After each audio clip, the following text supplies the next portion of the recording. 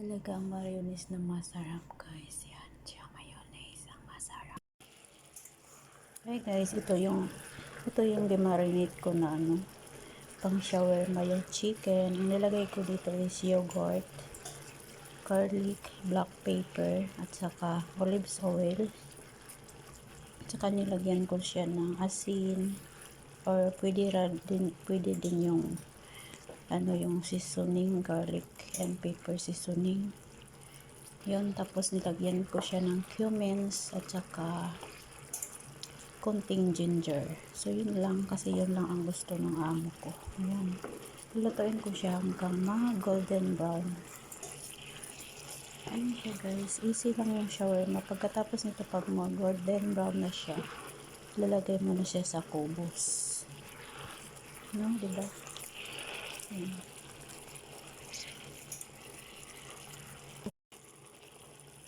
Tapos pag nilagay ko na siya sa kubos, magano ako, ang ilagay ko una is mayonnaise. Ayan. Pagkatapos, yan guys, maghihiwa muna ako nito. Hihiwain ko siya at i-fry ko. Tapos ito yung ilagay ko doon sa shawarma kasama ng manok. Lalagyan ko muna siya ng mayonnaise bago yung manok at saka ito. So i-fry muna natin guys. Hihiwain natin ng fingers.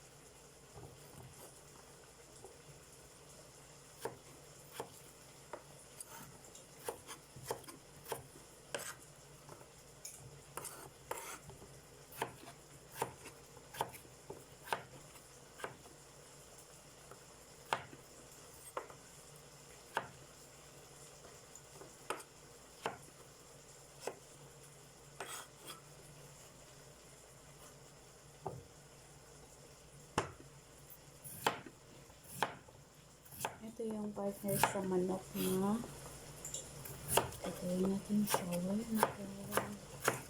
Ayan.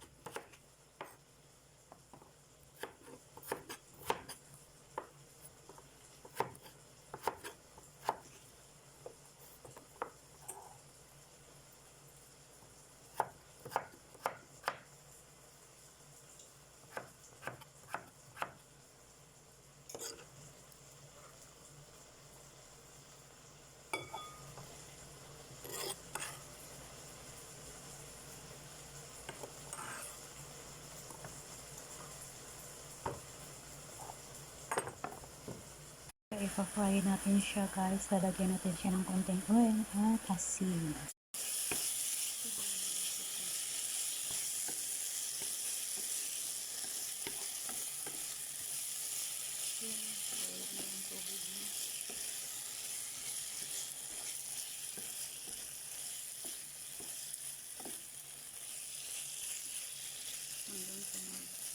Golden brown.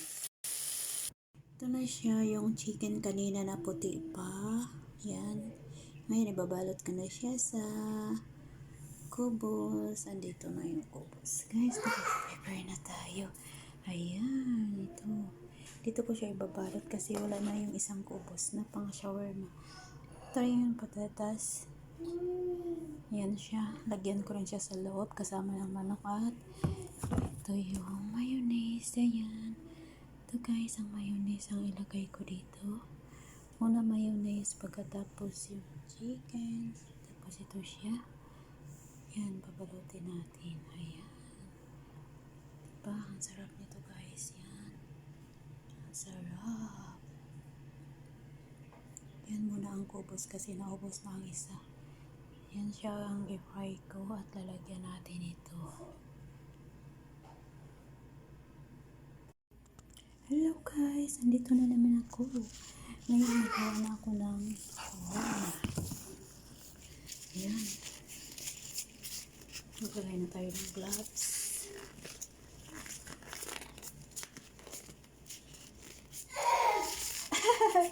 Yummy! Pinakain ko yung alaga ko. Ayan, so ito na guys, naka-ready na siya. Ready na yung manok, patatas at saka kubos at saka ayan. So ayan guys.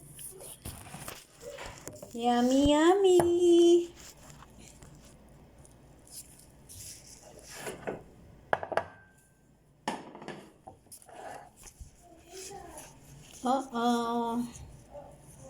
Ang alaga ko kasi. Kaya ako nagsasalita.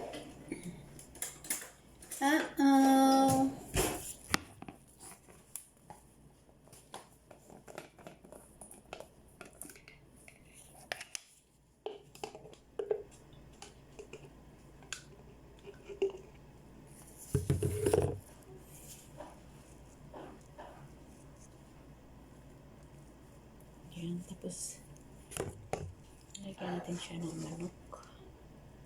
Ayan siya ang manok. Yung niluto natin kanina.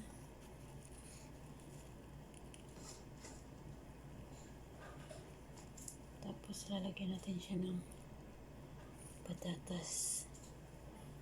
Ayan. Finish? You eat? Ganyan lang siya guys. Simple lang.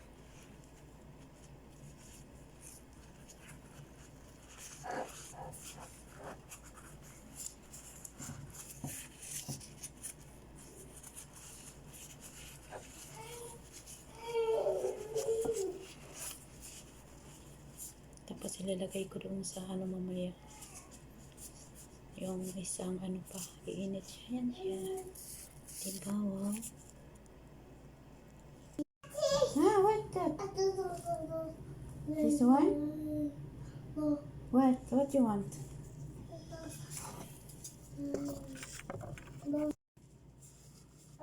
What you want?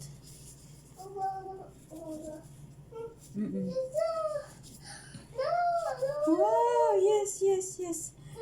Yes! Alam nyo ba guys kung paano magtrabaho ng may alaga? Diba? Ang hirap. Oh, wow! Hindi ka na matapos-tapos. Hindi ka matapos-tapos. Diba? Ganyan talaga ang buhay guys. Kailangan natin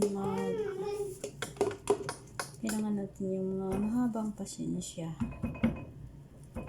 Ito talaga yung buhay.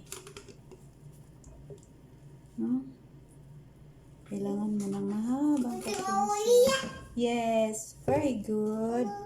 Kasi hindi pa nakarating ang amo ko. So, yun. Ginawa ko kanina yung yes, okay. Okay, ganito. Oo, wow! This is pork. Kasi pag hindi ako magawa, kung umiiyak siya, so walang mangyayari. Kailangan ko talaga gawin ito kasi baka darating sila. Yes, kailangan kong gawin kasi baka darating sila tapos hindi pa ako tapos. So, yun. Ganyan guys, kung may alaga kayo, no? Kung magtatrabaho kayo sa bahay, tulad ko. So, kailangan ng mahaba talagang pasensya.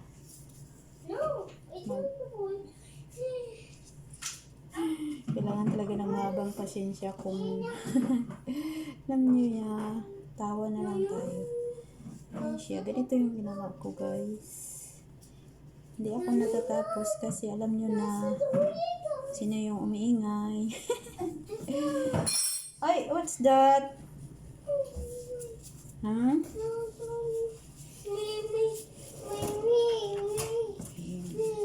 Yes, what you want? Ay siya. Uh-oh. Ano?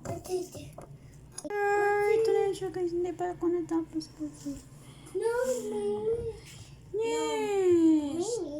Ay guys, sa wakas natapos na rin yung paggawa ko ng shawarma. Ang tagal-tagal kong natapos kasi mayroong alaga. Ayun. Ito guys, pag may alaga kayo, kailangan talaga ng malaking pasyensya. So, maraming salamat po. Ito na yung shawarma.